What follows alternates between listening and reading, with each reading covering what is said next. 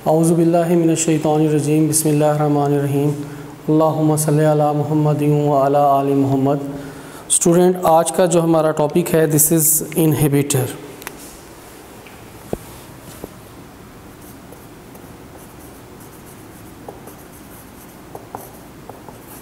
Inhibitor वो substances हैं, दो सब्सटेंसेस जो परमानेंटली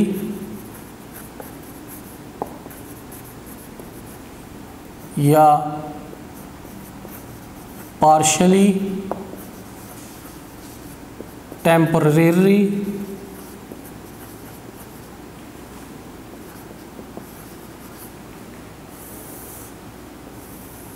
stop the catalysis.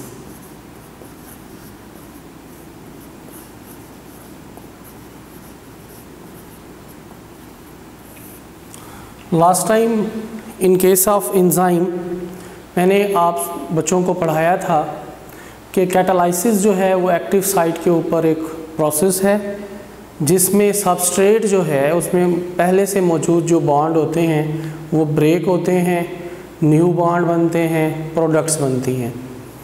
अब इनहिबिटर वो सब्सटेंसेस हैं जो परमानेंटली पार्शियली टेम्परेरी स्टॉप कर देते हैं कैटालाइसिस को। अब वो सब्सटेंसेस हैं क्या? मिसाल के तौर पे आप देखें, साइनाइड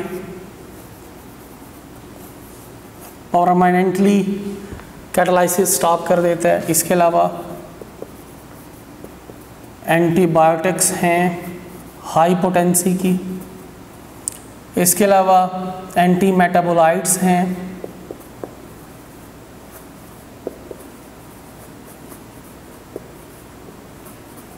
ड्रग्स हैं,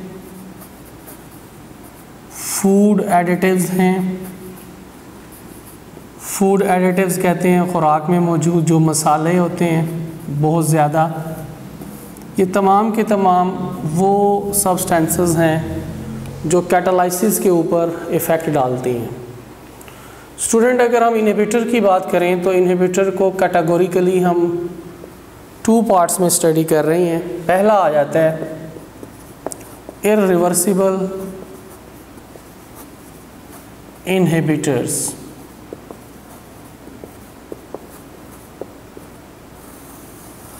जैसा कि आप नेम से ही आपको समझ में आ रही है कि इर्रिवर्सिबल जो चीज़ रिवर्स ना हो सके, जो फिज़िकली क्या कर रहा है, ब्लॉक कर रहा है एक्टिव साइट्स को। अब देखें, जब फिज़िकली एक्टिव साइट ब्लॉक हो जाएंगी तो कैटालाइसिस बिल्कुल भी नहीं होगी। और आप जानते हैं कि जब कैटालाइसिस नहीं होगी तो केमिकल एक्टिविटी स्टॉप हो जाएगी। सेल की जब केमिकल एक्टिविटी स्टॉप हो जाएगी तो अल्टीमेटली डेथ हो जाती है। तो इर्रिवर्सिबल इनहिबिटर डैमेज कर रहे हैं ग्लोबुलर स्ट्रक्चर ऑफ एंजाइम्स को और एंजाइम में मौजूद जो चार्ज स्ट्रक्चर है एक्टिव साइट जिसके साथ सबस्ट्रेट ने अटैच होना था उसे डैमेज कर रहे हैं। सेकंड कैटेगरी के ऊपर जो कि बहुत ज़्यादा इम्पोर्टेंट भी है, बहुत सारे MCQ यहाँ से बनते हैं आपके, रिवर्सिबल इनहिबिटर आ जाते हैं।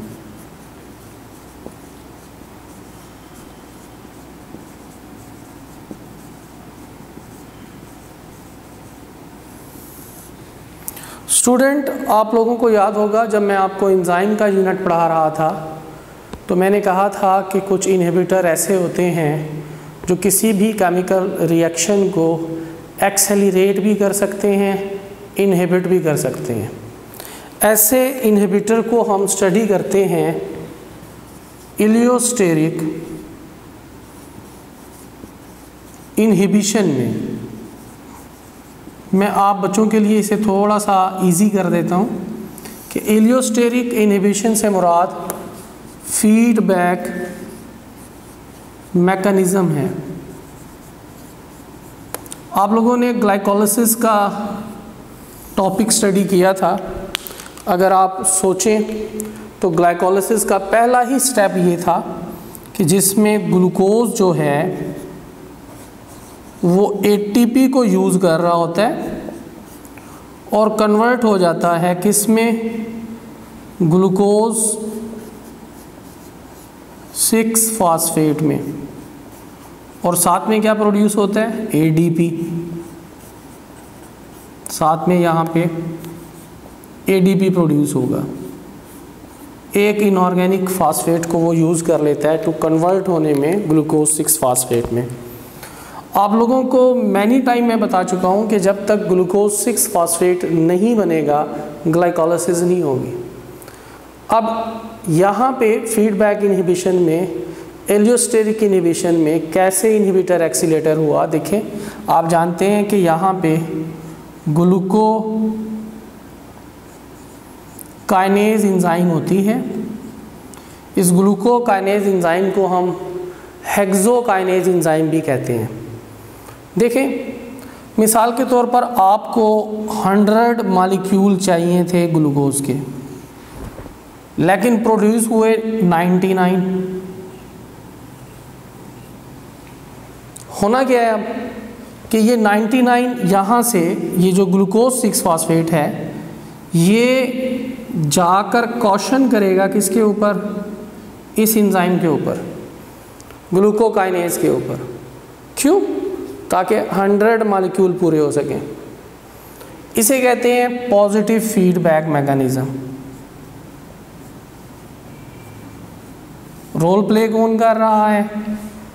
खुद ग्लूकोज 6 फास्फेट।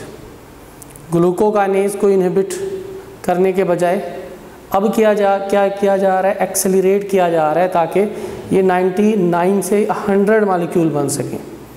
लेट्स सी कि अगर ग्लूकोज के 110 मॉलिक्यूल्स बन गए तो अब क्या होना है, नेगेटिव फीडबैक मैकेनिज्म होना है। ये क्या कर रहा है, इसे जाके इनहिबिट कर रहा है। यानी यही प्रोडक्ट जो प्रोड्यूस हुआ था, final product glucose 6 phosphate, in case of positive feedback mechanism accelerate कर रहा है, और यही final product glucose 6 phosphate in case of inhibitor जाकर इनहिबिट कर रहा है किसकी एक्टिविटी को, ग्लूकोकाइनेज की एक्टिविटी को, ताकि मार्जिन दोबारा से किस पे आ जाए, 100 पे आ जाए, ताकि वो जो 10 मॉलिक्यूल ज़्यादा प्रोड्यूस हो चुके हैं वो एडजस्ट हो जाएं।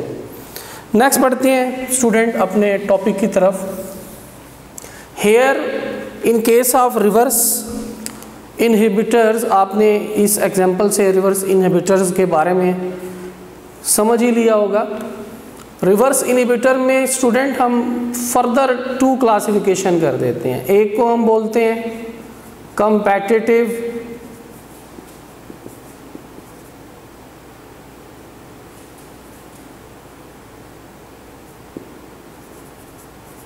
Competitive inhibitors,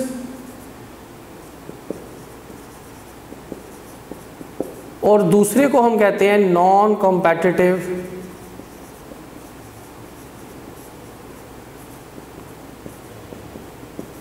inhibitors. यहाँ पे भी स्पेलिंग ठीक कर लें, कॉम्पिटिटिव, नॉन कॉम्पिटिटिव इनहिबिटर। पहले हम स्टडी करते हैं कॉम्पिटिटिव इनहिबिटर को। इन case of the competitive inhibitor, जो कि रिवर्सिबल इनहिबिटर की टाइप है, कॉम्पिटिटिव का वर्ड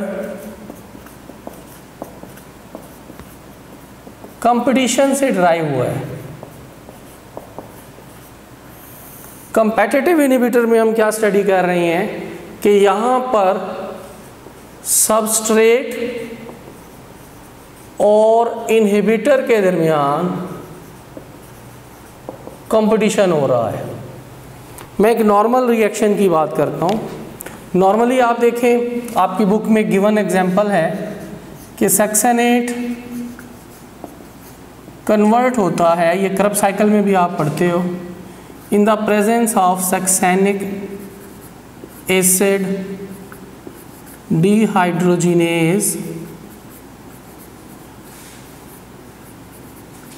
इनटू फ्यूमारेट। ये एक नॉर्मल रिएक्शन है।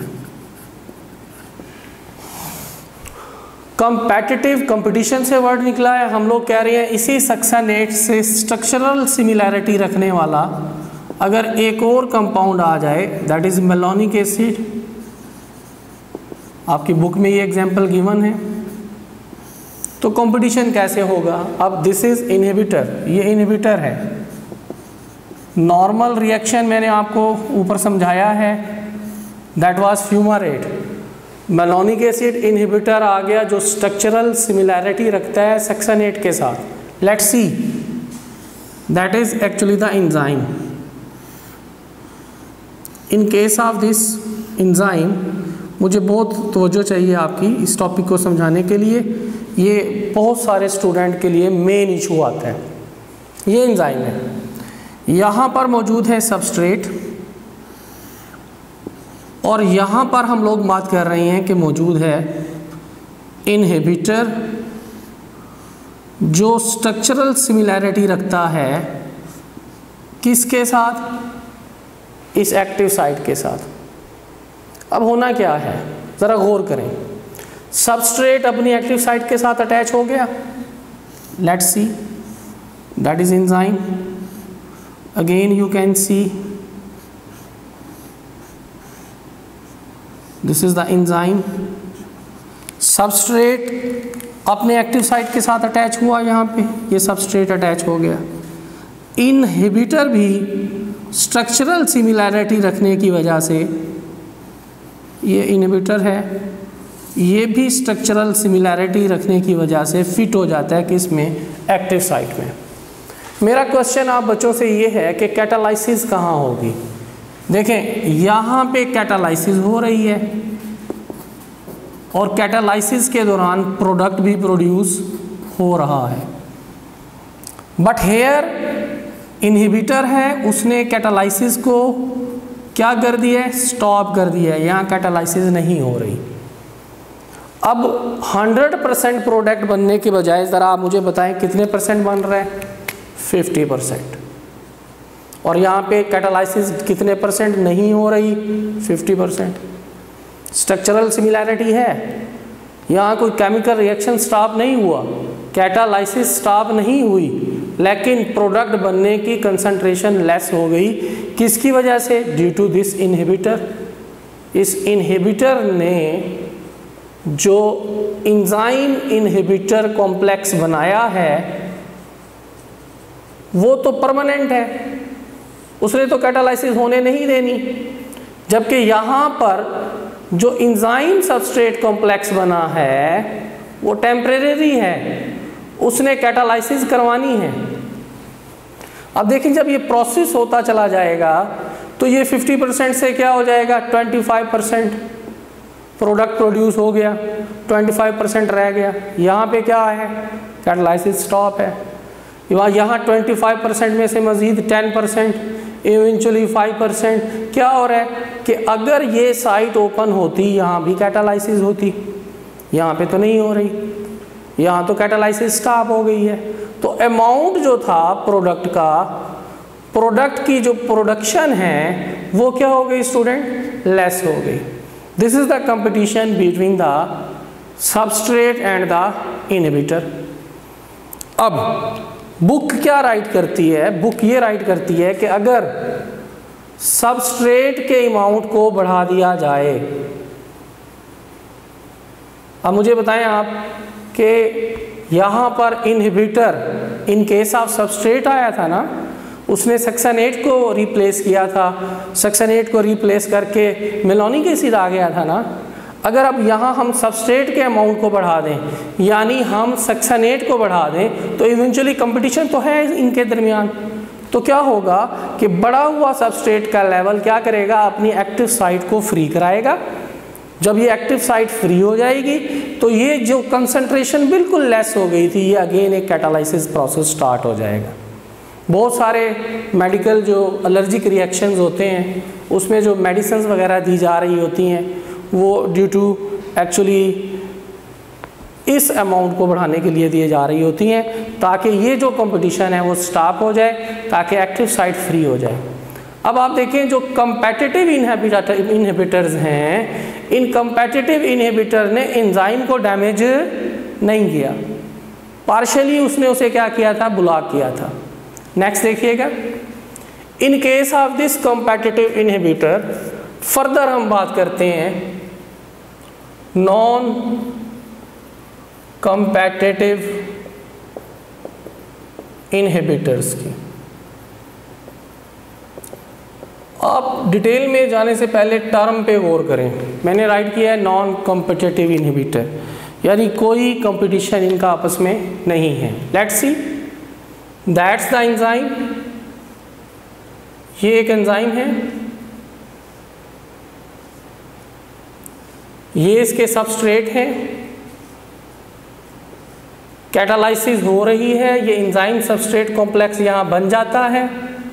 आप देख सकते हैं here in case of this enzyme substrate complex यहाँ पे बन गया, ये एंजाइम सबस्ट्रेट कॉम्प्लेक्स बन गया, यहाँ पर भी एंजाइम सबस्ट्रेट कॉम्प्लेक्स बन गया, और आप जानते हैं कि हेयर प्रोडक्ट भी बन रहा है।